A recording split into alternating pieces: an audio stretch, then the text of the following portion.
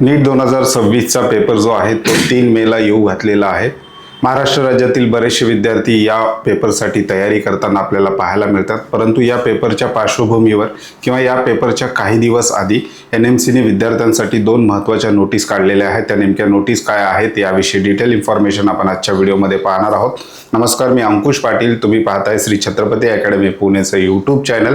नीट UGचा application form भरण्यापासून ते विद्यार्थ्याचं ॲडमिशन होईपर्यंतचे संपूर्ण महत्त्वाचे अपडेट तुम्हाला या यूट्यूब चॅनलद्वारे मिळणार आहेत. त्यामुळे चॅनलवर नवीन असाल तर अशाच माहितीपूर्ण व्हिडिओसाठी श्री छत्रपती अकॅडमी पुणेच्या यूट्यूब चॅनलला सबस्क्राईब करा. त्याचबरोबर अशाच प्रकारचे महत्त्वाचे अपडेट्स तुम्हाला तुमच्या व्हॉट्सअपवर हवे असतील तर डिस्क्रिप्शन बॉक्समध्ये आमच्या व्हॉट्सअप चॅनलची लिंक देण्यात आलेली आहे. त्या लिंकवर क्लिक करून तुम्ही सहज आमचं व्हॉट्सअप चॅनल जॉईन करू शकता. मुख्य विषयाला आपण सुरुवात करतोय. मुख्य विषय आहे NMCनी जी काही 2 नोटीस आहेत. NMC म्हणजे नॅशनल मेडिकल कमिशन, जी संपूर्ण देशभरातील MBBS कॉलेज जे आहेत त्यांच्यावर त्या ठिकाणी कंट्रोल करत असते. ही केंद्र सरकारची ऑथॉरिटी आहे, भारत सरकारची ऑथॉरिटी आहे नॅशनल मेडिकल कमिशन. देशभरातील जेवढे काही MBBS कॉलेज असतील, मग ते गव्हर्नमेंट असेल, सेमी गव्हर्नमेंट असेल, प्रायव्हेट कॉलेजेस, डीम युनिव्हर्सिटीज असतील, ह्या संपूर्ण कॉलेजेसचं पूर्णतः कंट्रोल म्हणजेच कॉलेजला मान्यता देण्यापासून ते कॉलेजमधले रूल्स अँड रेग्युलेशन ठरवण्याचा पूर्ण अधिकार जो आहे तो नॅशनल मेडिकल कमिशनकडे आहे. त्याचबरोबर विद्यार्थ्यांचं MBBS साठीचे रजिस्ट्रेशन म्हणजे कंप्लीट झाल्यानंतरची सुद्धा बरेचसे अधिकार NMCकडे त्या ठिकाणी असतात. नीट UG 2026च्या परीक्षेच्या पूर्वी NMCनी 2 महत्त्वाच्या नोटीस काढलेल्या आहेत. विशेषतः या भारत देशामध्ये मोठ्या सुधारणा होताना त्या ठिकाणी पाहायला मिळते. या नोटीसबाबत वैद्यकीय फील्डमध्ये किंवा मेडिकल एज्युकेशनमध्ये महाराष्ट्र शासन जे आहे ते सुद्धा प्रयत्न करत आहे आणि त्या ठिकाणी केंद्र सरकारच्या पातळीवर सुद्धा त्या ठिकाणी प्रयत्न होताना आपल्याला पाहायला मिळतात. MBBS अभ्यासक्रमाच्या शुल्काच्या बाबतीत NMCचे स्पष्टीकरण, 4.5 वर्षाची फी की 5.5 वर्षाची फी जाणून घ्या. विद्यार्थ्यांचे हक्क, विद्यार्थ्यांना काही हक्क दिलेले आहेत. म्हणजे जे विद्यार्थी MBBS करू इच्छितात किंवा जे विद्यार्थी आत्ता सध्या MBBSला आहेत अशा विद्यार्थ्यांसाठी या दोन्ही नोटीस अतिशय महत्त्वाच्या ठरणार आहेत. पुढे जाण्यापूर्वी नीट UG 2026 छत्रपती अकॅडमी पुणेच्या पेड काउन्सिलिंग सर्व्हिसला सुद्धा आम्ही सुरुवात केलेली आहे. विद्यार्थ्याचं ॲप्लिकेशन फॉर्म भरण्यापासून तर विद्यार्थ्याचं ॲडमिशन होईपर्यंतची संपूर्ण सर्व्हिसेस आपण पेड काउन्सिलिंग मार्फत देत असतो. पेड काउन्सिलिंग जॉईन करायसाठी आमच्या स्क्रीनवर किंवा आमच्या डिस्क्रिप्शन बॉक्समध्ये आमचा कॉन्टॅक्ट नंबर त्याचबरोबर आमचा ॲड्रेस दिलेला आहे. त्या नंबरला कॉल किंवा मेसेज करून तुम्ही आमच्या पेड काउन्सिलिंग सर्व्हिसविषयी अधिक माहिती घेऊ शकता. त्याचबरोबर आपलं ऑनलाईन ॲप्लिकेशन सुद्धा आहे. ऑनलाईन ॲप्लिकेशनची लिंक सुद्धा डिस्क्रिप्शन बॉक्समध्ये देण्यात आलेली आहे. परिपत्रकाची पार्श्वभूमी काय आहे? NMCच्या ऑफिशियल नोटीसवर एक ऑफिशियल वेबसाईटवर एक परिपत्रक आलेलं आहे. त्याची पार्श्वभूमी नेमकी काय आहे? तर पहिला आहे समस्या, दुसरा आहे त्या समस्येवर NMCचं निरीक्षण आणि तिसरा आहे त्याचा परिणाम. समस्या नेमकी काय होती? अनेक वैद्यकीय महाविद्यालय, संस्था आणि विद्यापीठे MBBSच्या विद्यार्थ्यांकडून संपूर्ण 5 वर्ष किंवा 5.5 वर्षाच्या कालावधीसाठी शैक्षणिक शुल्क आकारत आहेत. म्हणजेच MBBS कोर्स ड्युरेशन जर आपण विस्तृत समजून घेतलं तर MBBSचं कोर्स ड्युरेशन जे आहे 4.5 वर्ष टीचिंग आहे, ज्याला आपण क्लासरूम टीचिंग म्हणतो, प्लस 1 वर्षाची इंटर्नशिप, असं एकत्रित केलं तर हा कोर्स जो होतो 5.5 वर्षात होतो. तर भारतातले काही MBBS कॉलेजेस असे आहेत, विशेषतः प्रायव्हेट कॉलेज किंवा डीम युनिव्हर्सिटी, ते विद्यार्थ्यांकडनं या 5.5 वर्षाची फीस घेत होते. तर काही कॉलेजेस जे आहेत ते विद्यार्थ्यांकडनं 5 वर्षाची फीस घेत होते. तर ही एक मोठी समस्या होती. तर याच्यावर NMCचं निरीक्षण काय आहे? ही पद्धत MBBSच्या विहित शैक्षणिक रचनेशी सुसंगत नाही. फी आकारणीच्या नियमांचे थेट उल्लंघन होत असल्याचे आयोगाच्या निदर्शनास आलेले आहे. म्हणजे क्लासरूम टीचिंग जी आहे ती 4.5 वर्षाचीच आहे. 1 वर्षाच्या इंटर्नशिपला उलट विद्यार्थ्यांना त्या ठिकाणी पेमेंट किंवा स्टायपेंड द्यावं लागतं. त्यामुळं फीस जी आहे नियमाप्रमाणे 4.5 वर्षाची असणं गरजेचं आहे, असं NMCचं निरीक्षण आहे.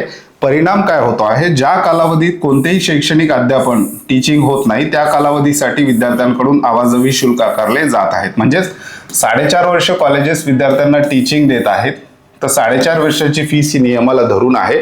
परंतु इंटर्नशिप दरम्यान क्लासरूम टीचिंग विद्यार्थ्यांचं होत नाही, त्यामुळं 5.5 वर्षाची फीस आहे ही अवैध असल्याचं NMCचं निरीक्षण आहे.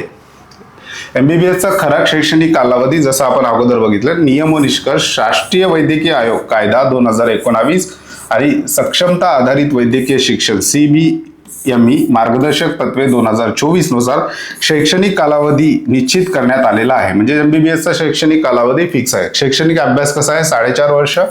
एकूण 54 महिने या काळातच विद्यार्थ्यांना प्रत्यक्ष वर्गात अध्यापन दिले जाते. 1 वर्षाची इंटर्नशिप ही क्लासरूमच्या बाहेर होते. कॉलेजचा आणि टीचिंगचा संबंध जो आहे कॉलेजचा तो 4.5 वर्ष येतो विद्यार्थ्यांसोबत. इंटर्नशिप 1 वर्षाची अनिवार्य रोटेटिंग वैद्यकीय इंटर्नशिप या काळात विद्यार्थ्यांना प्रॅक्टिकल अनुभव मिळतो. शैक्षणिक अध्यापन या ठिकाणी नसतं. अंतिम निष्कर्ष, विद्यार्थ्यांच्या प्रत्यक्ष शैक्षणिक अभ्यासाचा काळ हा फक्त 4.5 वर्षाचाच असतो. त्यामुळे अतिरिक्त फी आकारणी चुकीची ठरते. त्याच्यानंतर पुढे जाऊया. याच्यामध्ये सर्वोच्च न्यायालयात सुद्धा त्या ठिकाणी काही निर्णय, सर्वोच्च न्यायालयाने सुद्धा काही नोंदी त्या ठिकाणी निवडलेल्या आहेत किंवा नोंदी नोंदवलेल्या आहेत. काही केसेस ज्या आहेत त्या सर्वोच्च न्यायालयापर्यंत पोहोचवलेल्या होत्या. त्या केसेसचा सुद्धा उल्लेख या नोटीसमध्ये करण्यात आलेला आहे. काय काय आहे? अभिषेक यादव विरुद्ध भारत सरकार प्रकरण. न्यायालयाने विद्यार्थ्यांना विद्यावेतन स्टायपंड न देणे आणि इंटर्नशिपसाठी शुल्क आकारणे यासारख्या तक्रारीची गंभीर दखल घेतलेली आहे. इतर महत्त्वाचे निकाल, TMA पै foundation Islamic academy of education and PA Inamdar प्रकरणे. एक कर्नाटकाचं प्रकरण आहे आणि एक PA इनामदार जे आहे हे महाराष्ट्र शासनाच्या विरोधात आहे. यातही फी बाबत स्पष्टता दिलेली आहे. न्यायालयाचे स्पष्ट मत, या दोन्ही प्रकरणाचं मिळून न्यायालयाने जे काही मत नोंदवलेलं आहे ते काय आहे? महाविद्यालयाची शुल्क रचना वाजवी, पारदर्शक आणि गैरशोषक असावी. प्रत्यक्षात दिल्या जाणाऱ्या शैक्षणिक सेवांच्या प्रमाणातच फीस असावी, असं सर्वोच्च न्यायालयाचं या ठिकाणी म्हणणं आहे. NMCचे कडक निर्देश, महत्वाचा निर्णय. सर्व वैद्यकीय, आता नोटीस काढून NMCने काय निर्णय दिलेले आहेत? सर्व वैद्यकीय महाविद्यालयाने MBBS अभ्यासक्रमाचे शुल्क केवळ 4.5 वर्ष या विहित शैक्षणिक कालावधीसाठीच आकारावे. इतर कोणत्याही काळासाठी फी आकारता येणार नाही. इंटर्नशिपच्या काळात फी नाही, ज्या कालावधीत संबंधित शैक्षणिक अध्यापन दिले जात नाही. उदाहरणार्थ 1 वर्षाची इंटर्नशिप, तिथे फी आकारणे सर्वस्वी बेकायदेशीर आणि नियमबाह्य आहे. म्हणजेच विद्यार्थ्यांना 4.5 वर्षाचीच फीस महाविद्यालयाने या ठिकाणी घेतली पाहिजे, अशा प्रकारची नोटीस जी आहे ती NMCने आपल्या ऑफिशियल वेबसाईटवर त्या ठिकाणी दिलेली आहे. नियमाचे उल्लंघन केल्यास कारवाई, कायद्याचे काटेकोर पालन. सर्व संस्थांना NMC कायदा 2019 लागू नियम आणि न्यायालयाच्या निर्णयाचे काटेकोर पालन करण्याचे कडक निर्देश देण्यात आलेले आहेत. कठोर कारवाईचा इशारा.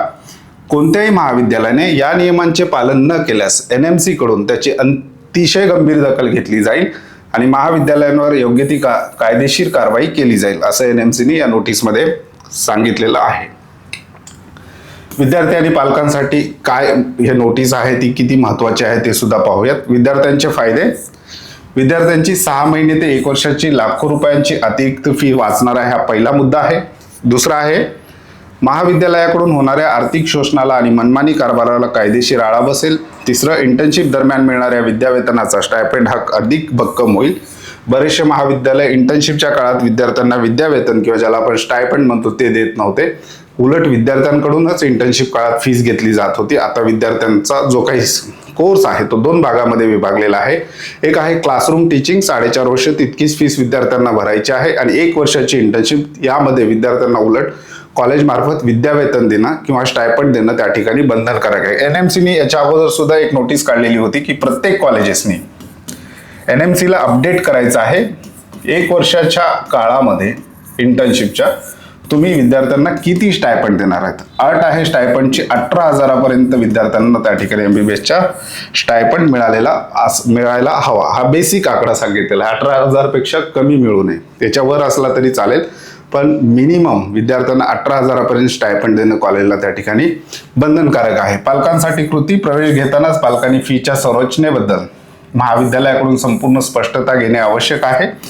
कॉलेज एखादा विद्यार्थी निवडतो त्यावेळेस त्या कॉलेजचे फी स्ट्रक्चर व्यवस्थित विद्यार्थ्यांनी अभ्यासाला पाहिजे. हे सगळे फी स्ट्रक्चर जे आहेत आपल्या ऑनलाईन ॲप्लिकेशनमध्ये आपण विद्यार्थ्यांना पूर्ण काउन्सिलिंग प्रक्रिया होईपर्यंत त्या ठिकाणी देत असतो. जसे नवीन अपडेट येतील तसे आपण आपल्या ऑनलाईन ॲप्लिकेशनमध्ये त्या ठिकाणी अपडेट करत असतो. महाविद्यालयाने लेखी स्वरूपात फीची माहिती दिल्याची खात्री करा.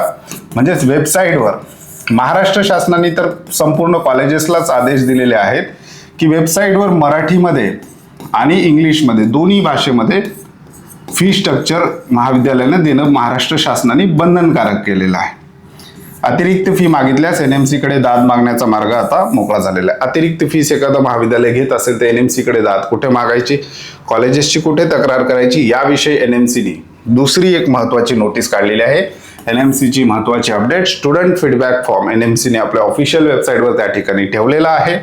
त्याच्यामध्ये कोणासाठी आहे हा फीडबॅक फॉर्म सर्व पदवीपूर्व UG वैद्यकीय विद्यार्थ्यांसाठी तयार करण्यात आलेला आहे. उद्देश विद्यार्थ्यांकडून त्यांच्या महाविद्यालयातील शिक्षणाचा दर्जा, क्लिनिकल ट्रेनिंग, रॅगिंगच्या घटना, सुरक्षितता आणि मानसिक आरोग्य यावर निनावी अभिप्राय देणे. गोपनीयता विद्यार्थ्यांची माहिती पूर्णपणे गोपनीय ठेवली जाईल आणि ती केवळ अंतर्गत शैक्षणिक पुनरावलोकनासाठी अकॅडमिक रिव्ह्यूसाठी वापरली जाईल. म्हणजेच एखादा विद्यार्थी एखाद्या कॉलेजविषयी काही त्याचं म्हणणं असेल तर NMCच्या ऑफिशियल वेबसाईट जाऊन स्टुडंट फीडबॅक फॉर्म त्या ठिकाणी भरू शकतो. त्या विद्यार्थ्याची माहिती जी आहे ती गोपनीय ठेवली जाईल असं NMCने सांगितलेलं आहे. बऱ्याचदा काय होतं, एखादा विद्यार्थी एखाद्या महाविद्यालयात शिकत असेल आणि त्यांनी कंप्लेंट केली त्या कॉलेजविषयी तर विद्यार्थ्याला त्या महाविद्यालयात त्रास होऊ शकतो. म्हणून NMCने स्पष्ट सांगितलेलं आहे की विद्यार्थ्याची माहिती जी आहे ती गोपनीय ठेवली जाईल.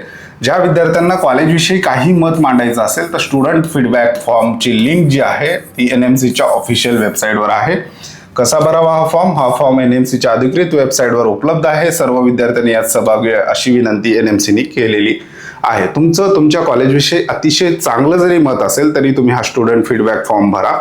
तुमच्या कॉलेजविषयी काही तक्रारी असेल तरी तुम्ही हा फॉर्म भरा असं NMCने विनंती केलेली आहे. हे कोणासाठी आहे? ज्या विद्यार्थ्यांनी ऑलरेडी ऍडमिशन घेतलेलं आहे. म्हणजे नीट 2025च्या अगोदर ज्या विद्यार्थ्यांचे MBBSला ऍडमिशन झालेले आहेत अशा विद्यार्थ्यांसाठी. 26च्या विद्यार्थ्यांसाठी जे आहे हा फीडबॅक फॉर्म कधी उपयोगात येणार आहे? जेव्हा त्यांचं MBBSला ऍडमिशन होईल त्यावेळेस त्यांना हा फीडबॅक फॉर्म त्या ठिकाणी उपयोगाला येणार आहे. या दोन अतिशय महत्त्वाच्या नोटीस NMCने काढलेल्या आहेत. याविषयी तुमचे काही प्रश्न किंवा तुमचे काही मत असतील तर तुम्ही कमेंट बॉक्समध्ये सांगू शकता. त्या ठिकाणी आपण रिप्लाय करण्याचा विद्यार्थ्यांना प्रयत्न करणार आहोत. तुर्तास आजच्या व्हिडिओमध्ये आपण इथेच थांबतोय. पुन्हा भेटूयात आणखी एका नव्या आणि माहितीपूर्ण व्हिडिओमध्ये. धन्यवाद.